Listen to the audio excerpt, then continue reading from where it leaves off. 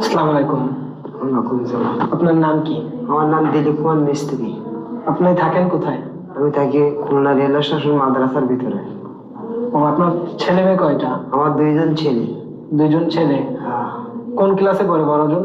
একজন বড়জন master pass করে marketing ব্যাংকে ঢুকেছে। আর ছোটজন? ছোটজনের মাস্টার পরীক্ষা দেবে। ও, আচ্ছা, ছেলেরা কি চাকরি বাকরি করে? আর ব্যাংকে চাকরি করে। ব্যাংকে চাকরি হ্যাঁ, করে। Marketing bank. আপনার ছেলেরা কি আপনাকে দেখে না? হ্যাঁ, দেখে। তারপরে আমরা একটু ঋণের ভিতরে আসি বলে ও একটু খাটি খাটি ঋণ শোধ করি।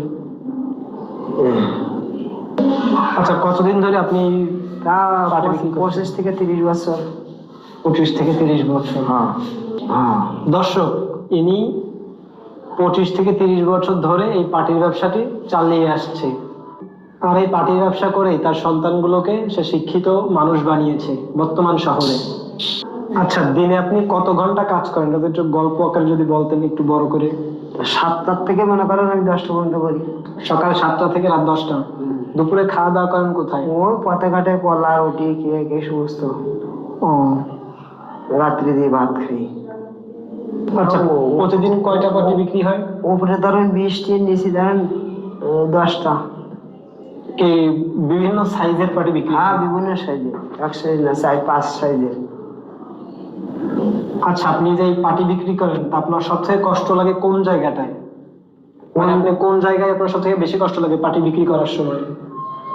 আমার তো এমনি গ্যাস আছে, তারপর তোমার পা ব্যথা আছে, হাঁটুর মালা কামড়ানো আছে, বুঝছো? এই পেট ব্যথা করে, মাথার যন্ত্রণা করে, চুল গায়ে গা হাত পা। সন্ধ্যের পর হলো বেশি। সারাদিন ভালো, সন্ধ্যের পর হলো এই সমস্ত জ্বালা যন্ত্রণা ব্যথা করে। আচ্ছা, আপনি এই পাটি নিয়ে কত দূর পর্যন্ত হাঁটেন খুলনা রেল স্টেশন থেকে? আমি? হ্যাঁ, কত দূর আমি চলে মনে যান? করেন আমি হয়তো সেনমিন কিনা জানি না। আমি রূপসার থেকে মানে এই, রেল স্টেশনে মাদ্রাসার থেকে হ্যাঁ। আমি গাড়িতে যাই ওই ব্রিজ পর্যন্ত। ব্রিজের থেকে ওখান থেকে ওদিকে সেনবা হ্যাঁ, চিনি, বলেন। বৈঠাকাটার ওইদিকে চিনি, রূপসার। বৈঠিকঘাটা হইয়ে ওই বার দিয়ে হইয়ে তোমার রূপসা আসবো ঘুরি। গাড়িটা একটু শুধু এই আপনার রেল স্টেশন মাদ্রাসার থেকে গাড়িটা একটু ব্রিজ পর্যন্ত। আর ওখান থেকে পারি ওই বাড়িতে সব ঘুরতে ঘুরতে আবার রূপসা ব্রিজ পারি আবার এগুলো বাজার আসবো। আচ্ছা, আপনার পরিবারে কে কে আছে? আমরা দুইজন, আর মানে দুইজন স্বামী স্ত্রী আর দুটো ছেলে, 4জন। আচ্ছা, পরিবারের সবাই কি আপনার আয়ের উপর নির্ভরশীল? মানে আপনি যা ইনকাম করেন পরিবারকে এগিয়ে চলে আপনার? হ্যাঁ, এই দিয়েছে। আর এই ছেলেটা এখন বর্তমান গাড়ির কাজ দেয়, তো আমরা কিছু দিতে পারে না। গাড়ির লোন দেয়। আচ্ছা, এই আপনাদের ছেলে দুইটাই তো আর কি মানে চাকরি করে। তো আপনার মানে তাদেরকে নিয়ে ভবিষ্যৎ কি আছে? মানে ভবিষ্যতে আপনি তাদেরকে কোন স্থানে দেখতে চান? ওই তারা ইনকাম করে খাবে, তাদের আর তারা আমার ইনকাম করে খাওয়াবে, আমরা তখন পড়ে যাবো, বসে থাকবো, ইনকাম করতে পারবো, তখন আমাদের কামাই করে খাবে তারা। ওটা ব্যাংকে থাকে, আবার ছোট ধরনের পরীক্ষা দিতে হলে একটা কাজকর্ম করবে বা চাকরি ঢুকবে, এরকম এটা এটা থাকবে তারা। আচ্ছা, কখনই কি আপনার মনে হয় যে আপনি মাদুর বিক্রি করা ছেড়ে দিবেন? ওই ছেলেরা, আমি ঋণ ফিন শোধ করার পরে ছেলেরা যখন বলবে বাবা তোমার করা লাগবে না, সেই সময়। আচ্ছা, আপনি কিসের ঋণ রয়েছেন? কিসের ঋণ, মানে ঋণটা কিসের? ঋণ ওই ছেলেদের ঢুকানো, তারপরে ছেলেদের পড়াশোনা করার জন্য। আচ্ছা, এই যে আপনার ছেলেকে যে আপনি মানে চাকরি দেওয়া হয়েছে, কি টাকা লাগছিল? হ্যাঁ, 5 লাখ লেগেছিল। কত বছর আগে চাকরি করে? এই তো এখনো বছর পড়েনি, 5 লাখ লেগেছে। ও, ব্যাংকে চাকরি করতে 5 লক্ষ টাকা দেওয়া হয়েছিল? হ্যাঁ, ওই যে ওই মার্কেটিং ব্যাংকে, মার্কেটে টাকা লেনদেন করি আবার জমা দিতে হয় ব্যাংকে।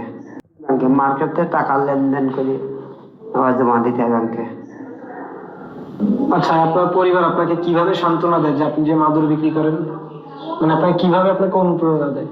ও তো বাড়ির দিকে কাজকর্ম করে, আমিও পয়সা করে দিয়ে পারে ব্যাংকে, মানে গ্রাম ব্যাংকে ঋণ আছে সেইটাই শোধ করে। আচ্ছা, আপনার পরিবার আপনাকে কিভাবে অনুপ্রেরণা দেয়, আপনাকে সান্ত্বনা দেয় কিভাবে, এটা যদি একবার বলতেন। না, আমার তো বাড়ি ঘরে যায়, সেই সময় কাজকর্ম কথাবার্তা ভালো বলে, আবার এখানে আসে এই সান্ত্বনা থাকে। এখানে এসে ভালো মন্দ কথা বলে ছেলেদের সঙ্গে, আমার সঙ্গে। এই তো কয়েকদিন আগে বাড়ি গেল, বাড়ি নেই। স্বপ্ন, আপনার জীবনের সব থেকে বড় স্বপ্ন কি? ও কুকুরের স্বপ্ন দেখেছি, সাপের স্বপ্ন দেখেছি, তারপর দুর্গার স্বপ্ন দেখেছি, মা দুর্গা, হ্যাঁ, মানে পূজা করতেছি, মা সাপে কামড়িয়েছে বা উনি কুকুরি কামড়িয়েছে। এই ভবিষ্যতে আপনি কি করতে চান? আপনার তো এই বয়স হয়েছে, আপনি আর 5 বছর পরে কিন্তু আপনি কি করতে চান? আর 5 বছর পর আপনি কি মাদুর বিক্রি করে দিন কাটাতে চান নাকি আপনি শুয়ে বসে থাকতে চান? না, এমনি আটি বেড়াইয়ে তো যাবে না, টুকটাক কাজের মাধ্যমে থাকতে হবে। কাজের মাধ্যমে থাকলে আপনি সুস্থ থাকবেন। হ্যাঁ হ্যাঁ, ওইটাই, কাজের ভিতরে থাকলে সুস্থ থাকবো শরীরটা। একেবারে বসে খালি তো আর যে সে মানুষ পড়ে যাবে না, কাজের লোক। আচ্ছা, আপনার জীবনে যদি আপনি সুযোগ আসতো তাহলে আপনি কি করতে চাইতেন? আপনার জীবনে যদি সুযোগ আসতো?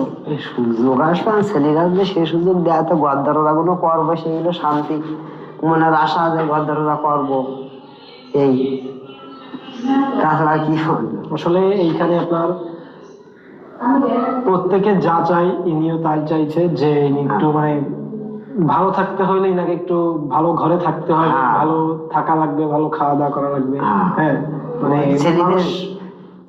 ছেলেরা মেয়েরা মানুষ মুক্তি হবে, তাই আমোদ ফুর্তি করবো, হয়তো মানুষ এই সমস্ত আর কি পারিবারিক সুখ নিয়ে বেঁচে থাকতে চায়, হ্যাঁ। বহুত জীবন, এইটাই তার বোঝাচ্ছে তার কথা দ্বারা। আচ্ছা, আপনি যখন সকালে ঘুম থেকে উঠেন আপনার কি চিন্তা ভাবনা থাকে? ও মা চিন্তা, মানে মা তো মারা গেছে, মার নাম করি, মাদুর বিক্রি করি। মানে সে ঘুম থেকে উঠে আপনি আপনার মাছ চিন্তা করে মাদুর বিক্রি করতে বের হয়ে যান? ও মার নাম করি বেরি, মাদুর বিক্রি করতে বেরোবো, যাচ্ছি মাদুর বিক্রি করতে, শনিবার তো ভালো লাগে। আচ্ছা, মানে কখনো কি মনে হয় যে না আমি আর এই ব্যবসা করতে পারবো না, আমার আর এই কাজ করতে ভালো লাগতেছে না, তখন আপনি তো ইচ্ছা কি হয়, বলেই করেন? ইচ্ছা হয়, তারপরেও দেখতে হবে যে এই ঋণ ফিন লোকের পয়সা করে কোনো শোধ বোধ করবো, সেইটা চিন্তা না করে বেরি হয় কেনা বেচার জন্য। আচ্ছা, অন্যরা যখন আপনাকে অবহেলা করে, মানে আপনাকে কখনো দান দেয় না, তাদের আপনার প্রতি কেমন অনুভূতি হয়? তাদের প্রতি খুব খারাপ লাগে, যে কথাটা বলতেছে ওই কথাটা বলতেছে, একটু খারাপ লাগে, ধরে যায়। আচ্ছা, তাই আপনি যে পার্টি মনে করেন সিম্পলি, সবাই তো আর কিনতে চায় না, না, না। কেউ দেখবে কেউ কিনবে, তো হ্যাঁ। আপনার সিম্পলি মনে করেন 4-5টা পার্টি আওলাইছে, সে নিবে না, তারপর সে দেখছে, তো ওইখানে তো অনুভূতি কেমন হয়? যে একটু খারাপ লাগে, আবার ভালোই যায়, যা ওরকম তো সবাই বলবে, কাস্টমার তো অনেক কিছু বলবে। হ্যাঁ, আসলে কাস্টমার মনে এরকম, সবাই তো আর কিনবে না, কেউ দেখতে আসবে কেউ কিনতে আসবে, হ্যাঁ। এই সমস্যাটা সব ক্ষেত্রেই একটু হয়। খারাপ লাগবে, তারপর আবার ভালোই আসলে যাবে। আমার বাবা একজন ব্যবসায়ী, তো তার কাছেও আমাদের কাছে এরকম হয়। হ্যাঁ, আমিও আসলে দোকানদারি করি, তো সবাই তো কিনতে আসে না, কেউ আসে না। নিতে, কেউ আসে দেখতে, কেউ আসে দেখতে। শুনতে।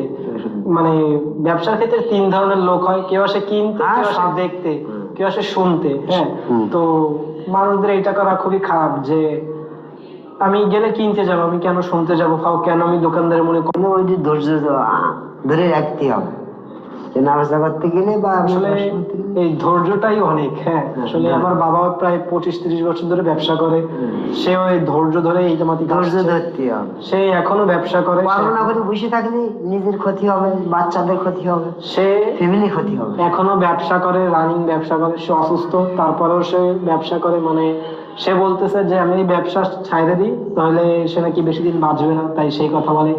সে যদি ব্যবসা করা ছেড়ে দেয় তাহলে সে নাকি আরো অসুস্থ হয়ে পড়বে, এরকম বিভিন্ন রকমের। আচ্ছা, আপনি কখনো আপনার নিজের উপর গর্ব হন যে না আমি মাদুর বিক্রি করে এত দূর আসছি? না না না, ও আমার যেতে হবে, মাদুর বিক্রি করতে এখানে মাদুর বিক্রি করতে আবার চলে যাবো বড় বাজার থেকে, আবার কালকে নিজের উপরও কি গর্ব হয় যে না আমি মাদুর বিক্রি করি, এরকম কোনো গর্ব হয়? করি তো, আমার হয়, মনে হয় করি। আচ্ছা, মানুষ কি আপনার কাজকে সম্মান দেয়? মানে কিভাবে সম্মান দেয়? যে কেউ কি সাইডে ডাক দেয়, যে ডাক দিয়ে বলে না আঙ্কেল, মা, কাকা আজ আসেন মাদুর ডাকবো। আচ্ছা, আপনার কাজ দেখে কেউ কখনো অনুপ্রেরিত হয়েছে, যে অনুপ্রেরণা পাইছে যে ভালো? হ্যাঁ, হ্যাঁ, ভালো, ভালো ভালো ভালো, খারাপ বলে না। আচ্ছা, মানুষকে কখন আপনাকে কোনো কষ্ট দিয়ে কথা বলছে? বলেছে। হ্যাঁ, বলেছে। যে আপনি অনেক কষ্ট পাইছেন এই কথা শুনে? হ্যাঁ। কি কথা সেটা, যে এই কথা শুনে আপনি কষ্ট পাইছেন? ও আমার এক ভাইপো মারা গেছিল, এক ছবি নিয়ে সামনে দাঁড়াতে বলেছিল আমার, তার মনে কষ্ট পাইছে। তারপরে অনেকে অনেক পয়সা করি কাড়ি কুড়ি নিয়ে, আর তাও তো কষ্ট পাইছে, নেবে এরকম পয়সা করি কাড়ি। আচ্ছা, আপনি যে রাস্তায় মাদুর বিক্রি করেন, তা আপনার কাছে কি মানে বলে না যে তুই রাস্তায় মাদুর কোন কথা বলে? না না না, ওইটা বলে না। এরকম রাস্তাঘাটে কোনো মানে গুন্ডা বা না না না, এগুলা ওই টাকা চায় না? ওই টাকা চায় না, ওই টাকা চায় না। ওই অনেকে টাকা দেয়, গাঁজা খাবো কি মদ খাবো কি খাবো। আমার কাছে টাকা নেই, এই অবস্থা আমার নেই, এই অবস্থা টাকা নেই। আপনি কি তাদেরকে টাকা দেন? না। তো তারা কোনো মানে আচ্ছা, আপনার জীবনের সব থেকে সুন্দর মুহূর্ত বা আনন্দের মুহূর্ত কোন কোন জায়গায় ছিল? বাড়িতে ছিল। বাসায় ছিল? আচ্ছা, আপনি কিভাবে আপনার সন্তানকে শেখান যে আপনার জীবনটা কেমন চলতেছে? বাহ। না, তা মানে কথা থাকে না যে মানে আমার জীবনটা দেখ, আমার জীবনটা কত কষ্টের জীবন, তোদের জীবন কত ভালো, তোরা চাকরি করিস, ব্যাংকে চাকরি করিস, আর আমি রাস্তাঘাটে মাদুর বিক্রি করি। তা দেখ আমার জীবনটা দেখে পরিস্থিতি কিছু শেখ। ওরাও শেখে, শেখার মন আছে ওদের। শেখার মনে আছে? হ্যাঁ, আমারও শান্তি আছে, মানে কাজ বাজ করে আমার মনে শান্তি আছে। ধরো কাজ বাজ করি খাক বা আমি ওটা শান্তি পাবো মনের ভেতরে। আচ্ছা, আপনি যখন একা থাকেন আপনার মাথায় কি কোনো চিন্তা আসে? হ্যাঁ, বিভিন্ন কেমন চিন্তা আসে? বিভিন্ন রকম টেনশন আছে। এই যে ছেলেরা, ছোট ছেলেটা বিয়ে দেবো বা এমনি সংসার ধর্ম করবে, কাজ ধর্ম না শিখলে দেবো কি করি, এরকমটা টেনশন থাকে। লোকের পয়সা করে দেবো কি করি, এমনটা টেনশন থাকে মনের ভিতরে। আচ্ছা, নিজের কষ্টের ভিতরে কি কখনো কাউকে সাহায্য হ্যাঁ, করেছেন? করেছি। কিভাবে সাহায্য করেছেন? পয়সা করে দিয়ে। পয়সা করে দিয়ে। আচ্ছা, আপনি জীবনের শেষ পর্যন্ত কি রেখে যেতে চান? নাম, আমি ভালোবাসা নাকি না না, আমি শিক্ষা? ভালোবাসা না, আমি আমোদ ফুর্তি ছেলেদের ছেলেদের বাচ্চা কাছে আমোদ ফুর্তি বা ঘর দরজা ভালো পরিষ্কার পরিচ্ছন্ন দেখতে যেতে চাই। প্রতিদিনই সূর্য ওঠে, কেউ যায় অফিসে, কেউ যায় স্কুলে, কেউ যায় তার কর্মক্ষেত্রে, কিন্তু এই মানুষটা যায় প্রত্যেকদিন পাটি বিক্রি করতে। রোদ বৃষ্টি ক্লান্ত শরীর নিয়ে দাঁড়িয়ে থাকে সে এক রাস্তার কোণে, হাতে সামান্য বোঝা কিন্তু মনে তার অনেক সাহস। হয়তোবা এই শহরে কেউ তাকে চিনে না, কেউ তার নামও জানে না, কিন্তু এই মানুষটাই জানে কিভাবে পরিবারের মুখে হাসি ফোটাতে হয়। পরিবারের মুখে হাসি ফোটানোই তার জীবনের সব থেকে বড় পুরস্কার।